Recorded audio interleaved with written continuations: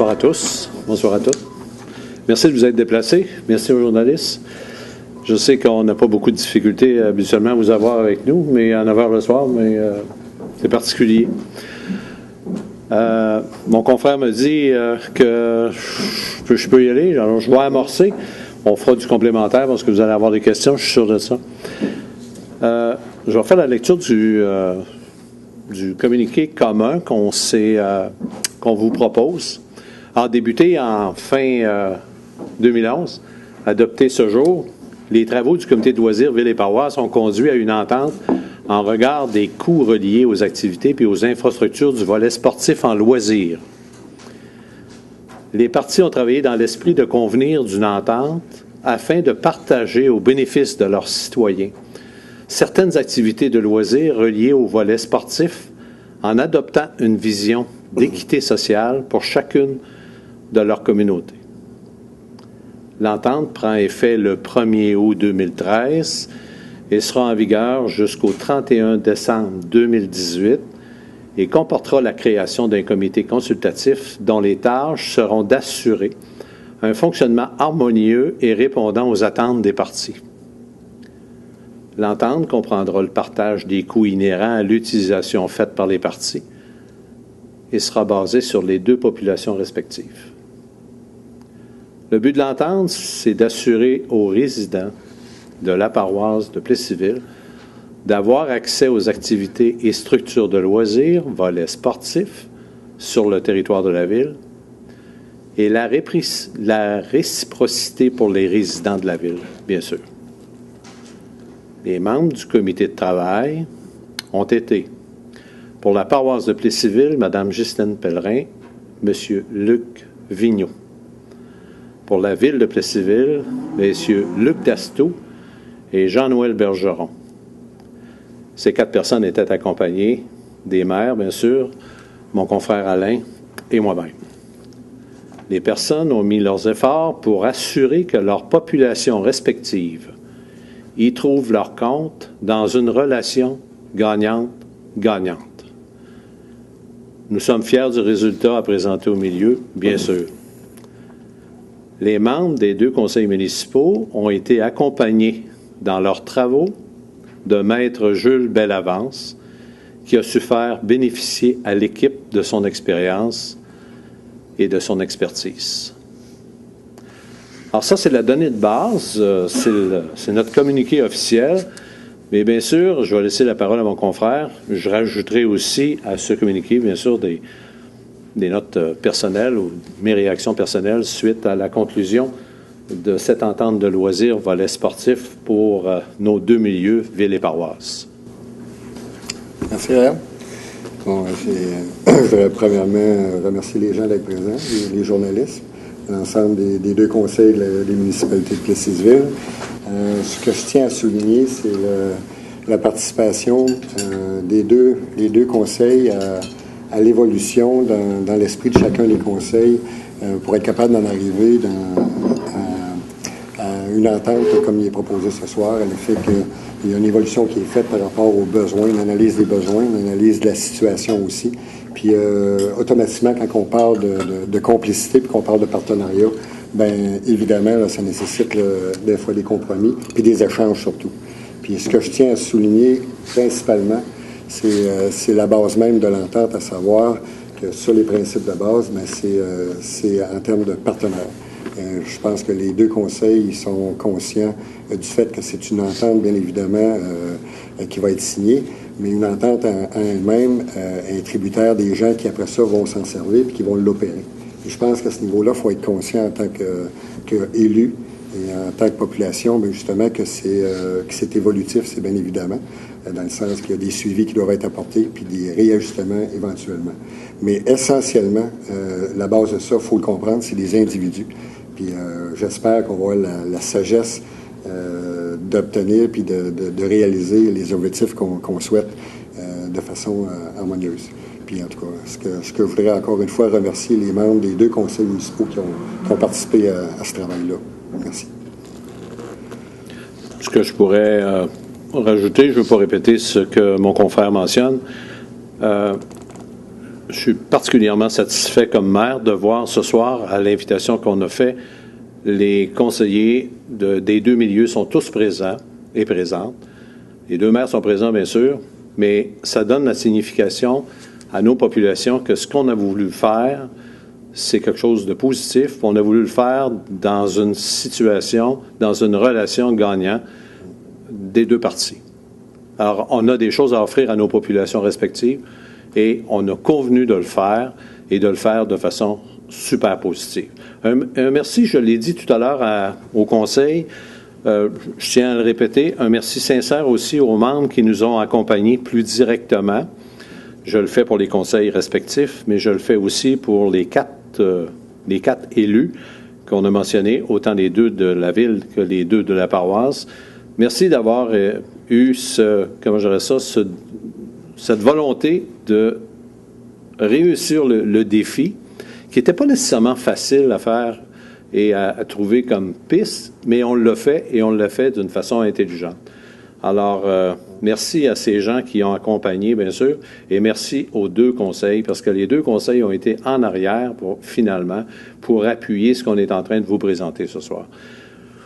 Un mot aussi pour le personnel cadre qui, peut-être pas très toujours directement, mais le personnel cadre qui a été derrière nous pour faire en sorte que la réponse, elle soit applicable. Il y a du personnel cadre qui a travaillé et là-dessus, on paraît toujours extraordinairement bon lorsqu'on arrive à une entente. Une entente, habituellement, ça se fait avec des gens de bonne volonté, comme nous l'avons été, mais aussi par le personnel qui nous a entourés pour ce faire. Et je mentionne le personnel parce que je le connais plus particulièrement, mon personnel de ville, mais je suis sûr que vous avez eu aussi de votre côté du personnel au niveau de la paroisse qui a travaillé pour faire les analyses nécessaires pour arriver à ce qu'on arrive ce soir. Merci. À partir de là, on est ouvert à des questions, bien sûr. Bien, tu parles en termes de montant? En termes de montant? Pour la paroisse, ça a un coût, ça, j'imagine, oui, une entente comme ça. Oui. Ça doit avoir un incident sur le crédit des citoyens. C'est ce que je veux savoir. On avait déjà, nous autres, des coûts qui étaient assumés par la municipalité par le biais des frais de non-résidents, qui ceux-là, normalement, vont être enlevés. Ce qui va rester, c'est une facture qui est reliée justement aux structures de loisirs et puis aux services des loisirs, qui sont évalués annuellement, parce que ça évolue dans le temps. C'est évalué annuellement actuellement, une facture d'environ 160 000 $ pour la municipalité de la paroisse de Plessisville, qui va être répartie là, dans les budgets d'opération de la municipalité. L'année 2013, qui, elle, va être partielle, la facture va être en fonction des frais des coûts réels du mois d'août aller au mois de septembre 2013. Bien, c'est entre 160 et 170 000 $ parce que c'est des perspectives. Normalement, la facture réelle est acquittée l'année suivante. Une fois que la Ville a fait le dépôt de ses états financiers et qui ont été validés, la facture finale, c'est à ce moment-là qu'elle est établie. Mais pour vous donner un ordre de grandeur annuellement, parce que l'entente aujourd'hui, on parle d'environ entre 160 et 170 000 $ avec les frais administratifs. Ces frais-là, la réponse est donnée basée sur des frais que nous avons vécus au fil des dernières années. On a des estimations, mais on a aussi une réalité. Mais c'est 160 000 que la paroisse ne payait pas. Bien, on a payé une partie dans le sens qu'il y avait des frais de non-résidents. Okay. C'est dans ce sens-là que je disais qu'on participait déjà d'une certaine façon là, au service, mais par le biais des frais de non-résidents. C'était combien, ça, les frais de non-résidents? Il me semble qu'on en avait pour environ 40 000 $ environ annuellement. Environ. L'entente couvre aussi, on n'a pas été explicite sur cette partie-là, le volet sportif relié au loisir. Alors, ça comprend quoi, le volet sportif? Ça comprend l'aréna, ça comprend la piscine, ça comprend le stade municipal, ça comprend tennis pour une portion, parce qu'il y a du tennis aussi en paroisse, il n'y en a pas juste dans la ville, et ça comprend le parc sportif. Plateau sportif derrière la polyvalente. La facture, on enlève les frais de non-résidents. Vous êtes de non-résident, mais pour profiter des services, ça pourrait coûter quoi, 200, 225 $ par année? Bien, tout dépendamment des activités. Là. Si c'est au niveau du hockey, au niveau du soccer ou autre, là, il y a des frais de résident qui sont rattachés à chacun des types de services. Là. Oui, essentiellement, ça tournait autour de... La paroisse payait une partie de ces frais. Nous autres, on les défrayait tout. OK. Non, ben, en tout cas, je peux commencer. Non, au départ, c'est pas ça. Si on remonte dans le temps un peu, il y a 3 ans, c'était strictement une question de relation entre les deux municipalités, parce qu'il y a aussi d'autres types de services pour lesquels la municipalité de la paroisse participe. Là.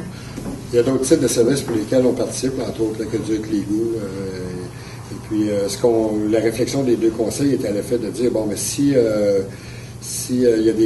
entre les deux municipalités, il y a des services qui sont communs, il faudrait peut-être regarder la question, justement, de faire le point sur ces différents services-là, puis d'établir probablement là, des ententes, là, parce qu'il n'y en avait à peu près pas, d'établir des nouvelles ententes pour justement être capable là, d'avoir des relations qui soient peut-être un peu plus cordiales, puis aussi plus transparentes, puis pour en arriver justement être capable de se projeter un petit peu dans le futur et aller vers du développement. Je pense que c'était pas une question de devoir faire face à une situation là, qui est la gagnante, entre autres. C'était pas ça. Non, c'était vraiment là, dans l'objectif puis dans l'idée de dire, bon, ben, on se refait-tu, on est-tu capable, puis on veut-tu, se refait des bases là, pour être capable justement de planifier le développement. C'est principalement ça. Moi, ce que je rajouterais, je vais le dire à ma façon, je ne suis pas tout seul à m'être présenté en politique il y a 4 ans. On est un certain nombre au niveau de la ville. On s'était dit, et je pense à transpirer, puis je ne veux pas dire que c'est juste d'un côté. Mais je ne veux pas parler pour ceux qui ne répondent pas. C'est moi qui prends la parole. Moi, je m'étais présenté et nous étions présentés avec l'idée d'apporter un changement.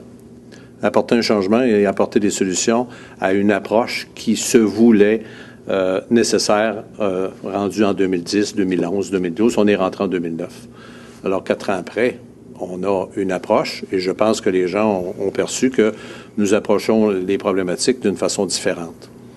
Alors, des fois, quand on met quelque chose de différent dans la soupe, ça n'a pas le même goût. Et des fois, bien souvent, c'est meilleur, puis c'est supérieur. Alors, je ne veux pas parler du passé, ça ne m'intéresse pas. Sauf que l'actuel, je pense que nous avons, nos deux communautés, des pas à faire.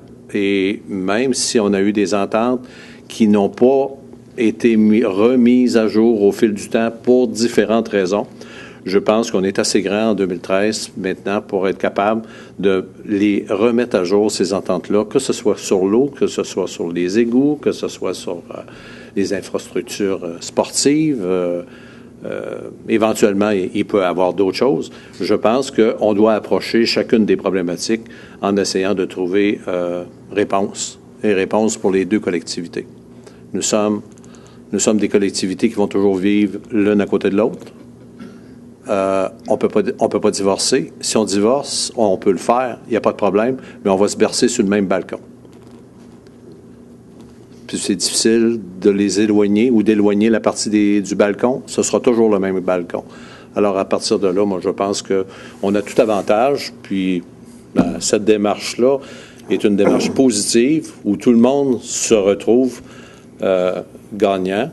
Et notre population, on est là pour représenter la population. Je pense que la population nous laissait des messages où on avait à prendre des décisions, de prendre des orientations qui étaient positives, et nous l'avons fait. Mais le coût de la population, est-ce que vous en avez parlé ou testé? Par rapport à l'entente dont on parle, il n'y a pas eu on n'a pas fait de sondage, on n'est pas allé de façon...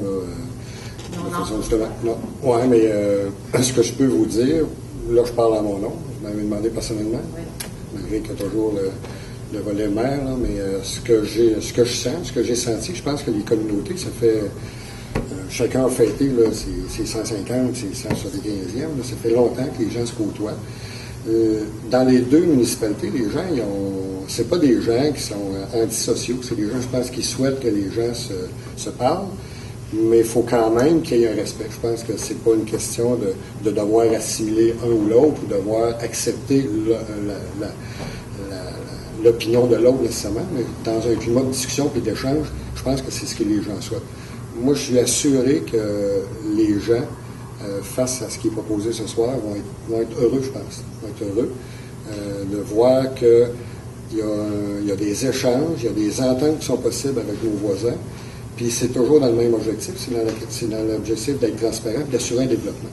Parce que j'ai quand même un petit peu d'expérience, puis mon expérience en affaires ou autrement m'apporte à voir qu'on ne peut pas s'isoler, on ne peut pas vivre seul, on est en communauté, mais qu'en même temps, bien, chacun a aussi son identité, puis a quand même aussi ses réflexions et ses besoins.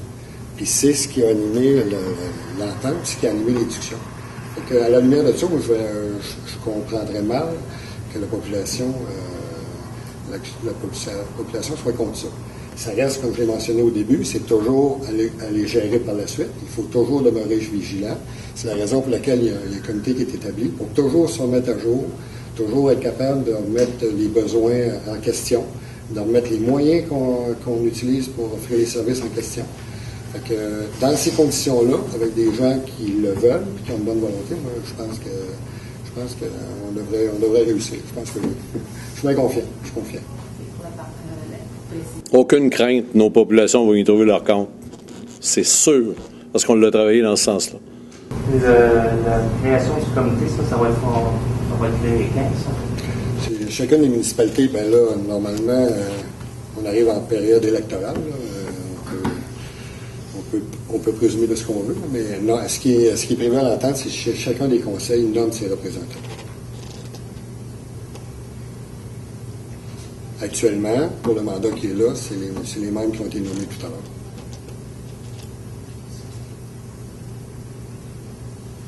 Aussitôt la période électorale passée, c'est exceptionnel. Nos membres vont terminer leur mandat, bien sûr. Et aussitôt la période électorale passée, on va s'astreindre à régler tout de suite cette question-là parce que dès le point de départ, vous le savez, après l'élection, c'est tout de suite le budget de nos municipalités respectives. Alors nécessairement, il va falloir présenter nos projets dans le développement sportif, que ce soit infrastructure ou que ce soit type d'activité. Alors, c'est quelque chose qui va se mettre en branle super rapidement. Autre question?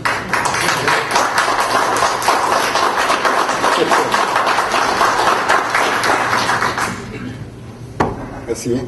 Merci. Une partie des coûts, non pas strictement par le fait qu'on est moindre en population, mais c'était vraiment, là, il n'y avait pas d'équité entre le coût des opérations et ce qui nous était facturé par rapport à ce que chacun des résidents de la ville avait. Fait que là, l'entente, c'est de dire on est deux municipalités qui sont limitrophes, puis disons qu'on est près des deux services, on a accès aux deux services à peu près de la même façon. Fait que c'était de se dire, de façon équitable, pour dire pour chacun des contribuables de la municipalité de la paroisse ou de la ville, la part des argents qui vont être attribués aux loisirs, pour l'entente qui nous concerne, va être la même. Ça veut dire, je n'ai pas le chiffre exact. Si par citoyen, c'est 150 $ qui va être au loisir, c'est ce qui va être chargé à chacun c'est ce qui va revenir comme frais à chacun des résidents de municipalité ou de l'autre. Ce qui n'était pas le cas auparavant. Pour la paroisse, c'est satisfaisant? Bien, c'est satisfaisant, oui, dans le sens que je pense que les gens ils sont prêts à participer et d'avoir une équité là-dedans. C'est satisfaisant aussi dans le sens qu'on est des partenaires. C'est pas, on a des choses à dire, on a des besoins à exprimer, on a des choses à faire valoir. Puis dans le contexte, ça se présente, puis la façon que l'entente est faite, c'est justement qu'on est partie prenante aussi des décisions, puis des orientations. On n'est pas à la gestion quotidienne. Je pense que ça relève de la ville, c'est la ville qui a les structures, puis c'est elle qui fait les opérations. Mais en termes d'orientation, on est partie prenante de ça, par le biais des comités. On sait très bien que l'offre des infrastructures, comment je cacherais les mots, c'est toujours de plus en plus coûteux. Alors, nous sommes rendus en 2013, nous avons une aréna. Personne ne se doute pas que l'aréna aura besoin tantôt de réparation. Nos deux populations utilisent, alors, sous une forme d'équité sociale, où les populations vont participer à leur capacité, à leur représentation populationnelle, chacun va y trouver son compte. C'est pour ça que je dis que je ne crains pas en aucune façon, je l'ai mentionné tout à l'heure, je ne crains en aucune façon une réaction négative de nos populations. Au contraire, nos populations vont réagir positivement parce qu'elles le savent que c'était dans l'air et elles le savent qu'un jour, il fallait passer par là. Alors, on est arrivé à une entente qui est commune, une entente où il n'y a pas de division, une entente où les deux conseils municipaux sont en accord pour apposer, pour que les maires et les personnes responsables apposent leur signature. Alors, moi, je pense que c'est une démarche qui est une réussite carrément. Ça va être quoi d'autres dossiers qu'on va travailler? Il y en a d'autres qu'on travaille déjà. Peut-être pas quotidiennement, mais on a commencé à travailler. On n'a pas sorti les éléments sur lesquels on travaillait, et ce, volontairement. On l'a fait de façon peut-être pas diffuse. On l'a fait à notre capacité, à notre vitesse, au niveau des élus. On s'est approprié des dossiers. C'est sûr qu'on a des choses à revoir au niveau de l'eau. Nous sommes un fournisseur d'eau. La ville fournit l'eau à la municipalité pour une bonne partie de la couronne autour de la ville. Les égouts, c'est peut-être pas le sujet le plus drôle, mais il reste que quotidiennement, on doit s'offrir un service qui fonctionne. Tant que le service fonctionne, il n'y a pas de problème, personne ne s'en inquiète. Mais il faut s'assurer de son approvisionnement en eau. Il faut s'assurer aussi que le traitement des égouts se fasse correctement et selon les pronostics de développement que les deux milieux auront au fil des prochaines années. On est là-dessus. Ce n'est pas des dossiers qui vont se régler dans l'espace de quelques jours, c'est clair.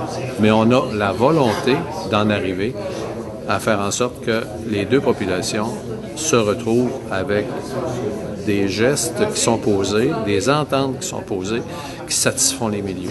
Et toujours, je vais le répéter, dans des relations gagnantes-gagnantes, il n'est absolument pas question que l'une ou l'autre des parties, on ait le dessus ou le dessous sur l'autre. On n'en veut pas de ça. Ce n'est pas une approche qui conduit à quelque chose de positif. On veut du positif.